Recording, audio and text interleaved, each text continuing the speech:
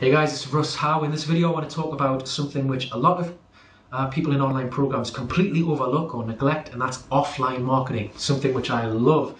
It's cheap, if not free in a lot of cases. It's easy. If you can do anything online, my God, you can do it offline. It's so much easier.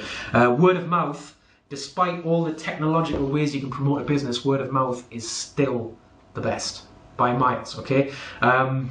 Because it's overlooked, you tend to have zero competition for whatever you're doing, particularly in your local area, zero, if not even wider than that. Plus, it makes you step up, you want to be your own boss. That's what being your own boss involves, by hiding behind your computer and just clicking things. It's kind of the easy way to do it, and a lot of people, you only find out what someone's made of when they actually start dealing with people, they start speaking to people about their business, find out what makes them tick, and that's when you find out how far someone's going to go. So it brands the person, it makes them step up and become who they want to be. First thing you got to do though with an online program, present it differently, okay? Don't present it the way that you would see something on the internet, because people in the real world think differently. My God, do they think differently. If you present an online company to someone in the real world, first thing that they would think, speaking as a normal guy, yeah, I earn a 5-figure income now online, but I'm a full-time dad and a fitness instructor. So speaking as a normal guy, I would say, it's online, scam. Can't be real money, gotta be illegal, next, okay? If that's how it's presented to me, then yeah, of course I would. If I've got, getrichquick.com, make 100k for doing no work, like you see online. So you need to present it as a business. At the end of the day, you're not looking for those type of people anyway. You're looking for the right type of people. People who want to be their own boss are the only people you want to work with. So you need to present it to people in that mold, okay? So it appeals to the right type of person. So present it to someone as a business and they'll see it as a business. Present it as a scam, I'm sorry, you're asking for it, okay? The first thing I would do is get yourself a domain name. The name's quite important. I would go with either your name or, something professional. The key to a domain name is it looks professional. With offline marketing, you don't want to be marketing a sign-up link to something. You want people to go to your site, see you as the contact, and get in touch with you. So get a domain name. It also allows you to present the program as you want, rather than using a link which take you to someone else's site and they can see it how they want to see it, because that could lose you sales. Present it how you want to present it, for the people who you want to attract. And you can get a domain for about $10 a year from GoDaddy.com, or you can get a free subdomain from sites like Blinkweb, Weebly, even affiliate programs. Our teams in TWR Power System, a lot of them use free subdomains which they get from TWR. So there's endless possibilities there. So once you've got your domain, we get down to marketing. First thing I would do is buy some business cards. Good friend of mine, Courtney Cole, says if you don't have any business cards, you're not in business. Basically, he said, and that's really true. I don't know one business owner without any business cards. Now, as well as giving those business cards to people who obviously you think might have what it takes to be their own boss, you can also find a lot of other people with them just by leaving them in places. Now, I would say to leave them in highly populated areas of bored people, in a nutshell. That's what I aim for. So things like doctors' waiting rooms, okay, hair salons, fitness centers, anywhere that you could think. There's a lot of people who just, there's people just going to be waiting around for large periods of the day with nothing else to do. If I'm sat in the doctor's waiting room, just from my own personal experience, if I'm sat there for half an hour waiting for an appointment, I don't even need to tell you how boring doctor's waiting rooms can be with no sound. And you just end up, there's always a table with magazines on that you would never pick up. Stuff you've got no interest in, yet I find myself reading them. I'm a sucker for it. I find myself picking it up and glancing through things that I have no interest in, but I can't put it down. And I never see anybody leave material to do with home business. Never. Again, that's probably because of the vast neglect of it by business owners. They just don't think of it. I'm the only guy that I know that does that. And the fact is, if it's left in somewhere like that, people will pick it up. And they do. I know they do, because I get success with it. So that's one of the things which I do. Simplicity is the key with business cards. You don't want to put too much info. You don't want to put hype on it. Remember, the website's designed to do the talking. You just want to get them there, and also you want it to appeal to serious people. Okay, so no false hype, no nonsense. If you market something with, you know, a get-rich-quick attitude, you're going to attract get-rich-quick type of people, and they're the only people that never stand any chance of getting rich, basically, because they just want to do nothing and get rich. And I would rather have nobody in my team than a million people like that. Okay. Flyers, another good one. Again, like business cards, simplicity is the key. If someone hands me a flyer or I see it stuck up somewhere, it's got to grab my attention immediately, or it is not going to grab my attention. Okay, simple as that. Usually, I see a lot of flyers that go too far, you know, too much writing. I'm going to be walking past this thing and I'm not going to stop and read it. So you want probably a logo, a quick sentence, and your website address, and that'll generate the interest. And then when they get to the site, they can do the rest. Okay. Bumper stickers and car magnets is a good one. Bumper stickers, quite good for, obviously if you're driving around, people are going to see it, but also if your car is parked in a busy street, people are going to be walking past it all day. All that free traffic, excuse the pun. I can't even believe I said that one. Yeah, just people are going to be walking past it all day. Car magnets as well, quite misleading, you know, because if you ask me up front, do I read car magnets when they go past it, I'd be like, nah, no interest. Yet, if a driving instructor goes past me in the street, seriously, I cannot stop myself just looking, and I've got no interest what his phone number is to his driving school. I don't care, but I'm reading it and I see other people doing it. We're just sort of drawn to it, even if we're not interested. We'll be reading it and it'll be going into our heads, and we might think of it, you know, that we're not doing it, but we are. That's something which is really easy, that one. Word of mouth marketing, still the king by miles. By word of mouth, okay, I do not mean telling your friends and family. A lot of people say, oh, my friends and family, they think everything online is a scam, so I can't do it. No, it's not friends and family, okay? Everybody goes through that. Honestly, everyone watching this video has probably experienced something similar to what I'm going to tell you now. You start out and your friends, your family, they do not believe it. They'll laugh at you, okay? It's like a baptism we all go through. Something to do with the stigma attached to online companies, which, let's be fair, the online industry earned itself that reputation.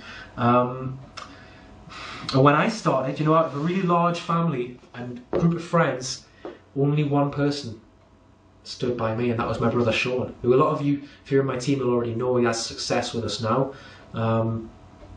And that's because he's the only person that saw it, the only person that took the time, saw it was real, saw that he could do it, and he's now reaping the benefits, as am I. You know, I've got a 5-figure income coming from this now, and yet still there's people in my family that don't believe it. Of course there is.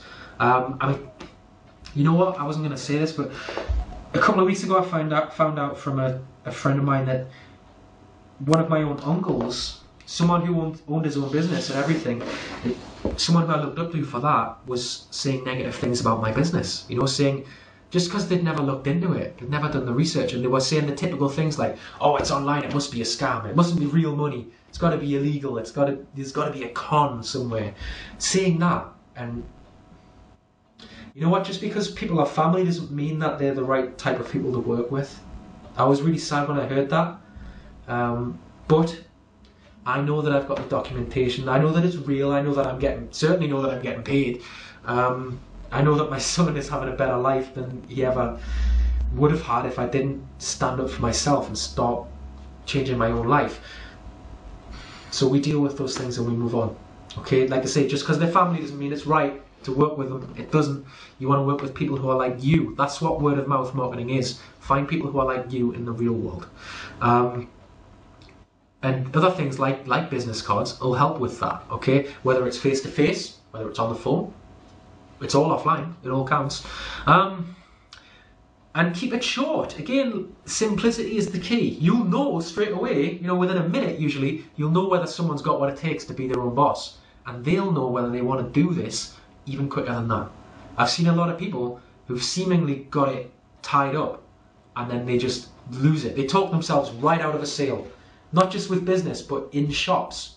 You know, a salesman will be trying to sell a phone or something, and he'll just talk himself right out of it because he just does not shut up when he's ahead. Remember why your website is created. Okay, if someone's interested, give them your business card. Okay, it all comes together. They'll go to your site, they'll discover the rest, they'll join if they want to join, they'll do it on their terms. And that's how you want them to think anyway, because you want them to be their own boss. Okay, you want them to have that, basically that individuality. Okay, the pen is a free marketing tool. Well, it costs about 5p, but if you already own a pen, it's free. If you go to an internet cafe, or just a regular cafe, or a coffee house, they've usually got newspapers scattered around, and what I like to do sometimes is just write my website address with a very small short sentence, again, to grab the attention, on the front page of one of those newspapers, and then just finish my coffee, move on, go out, go enjoy your day with your kids or whatever. How many people are going to pick that newspaper up during that day? I mean, seriously. Obviously, you want to keep it discreet. You don't want to write it across, like, lengthways across the whole newspaper, or, you know, write it on the coffee house wall or something. They'll just ask you not to come back. Keep it discreet. You want it so people can see it, but not complain. Otherwise, that's pointless, you know. One which I've never done this. I've never actually done this, but one of my good friends from offline marketing,